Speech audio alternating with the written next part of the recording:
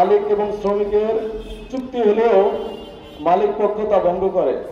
বকেয়া মজুরি না পাওয়ায় আমরা ঘর ভাড়া, দোকানের বাকি টাকা পরিশোধ করতে পারছি না।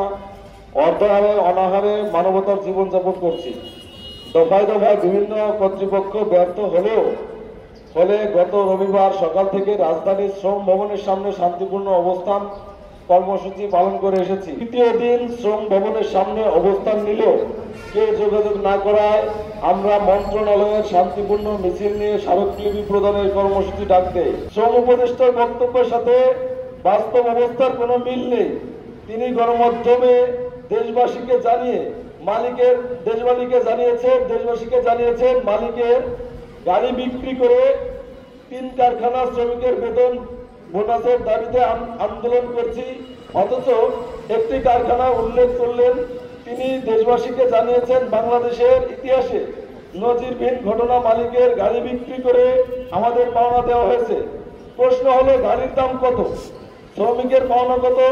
বাস্তব ঘটনা হলো অ্যাপারেল ইকো প্লাস কারখানার বকেয়া আছে 4 মাসের বেতন ও ঈদ বোনাস।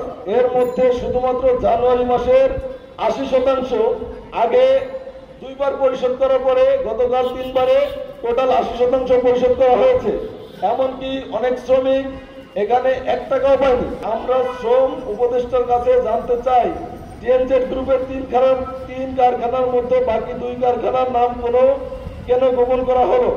গাড়ি বিক্রির টাকা দিয়ে 3000 শ্রমিকের 3 মাসের বেতন এবং বোনাস কিভাবে দিলেন? সাংবাদিক ভাইদের মাধ্যমে আমরা এই প্রশ্নের জবাব শ্রম উপদেষ্টার কাছে রাখলাম। খাওয়া নাই, গোসল নাই, এভাবে দিনের পর দিন বসে থেকে শ্রমিকদের ধৈর্যের বাঁধ ভেঙে গেছে। পরিবার পরিজন আমাদের দিকে তাকিয়ে আছে। ঈদের বেতন বোনাস পেলে আমরা বাড়ি গিয়ে ঈদ করব। আপনাদের মাধ্যমে আমাদের পাওনা হিসাব দেশবাসীর কাছে আমরা তুলে ধরব। সরকার একদিকে শ্রমিক আন্দোলনের ষড়যন্ত্র খুঁজছেন, আবার শান্তিপূর্ণ আন্দোলন করলে সরকার দিনের পর দিন উপেক্ষা করছেন।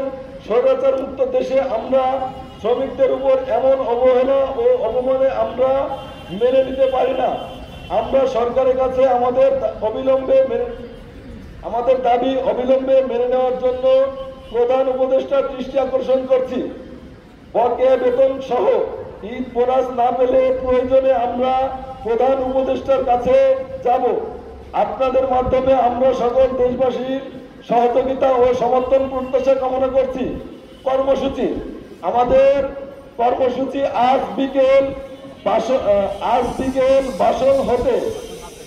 বাসন হাতে ভুখা মিছিল অনুষ্ঠিত হবে। দাবি 2, দাবি আদায় না হলে প্রধান উপদেষ্টার বাসভবনে স্মারকলিপি দেওয়ার কর্মসূচি দেওয়া হবে। যদি আমরা আজকে বিকেলে বাসন হাতে ভুখা মিছিল অনুষ্ঠিত হবে, এই ভুখা মিছিল অনুষ্ঠিত হওয়ার পরে যদি আমাদের সম্পূর্ণ দাবি না মেনে নেওয়া হয়, তাহলে আমাদের দাবি আদায় করার লক্ষ্যে প্রধান উপদেষ্টার বাসভবনে স্মারকলিপি দেওয়ার কর্মসূচি ঘোষণা করা হবে।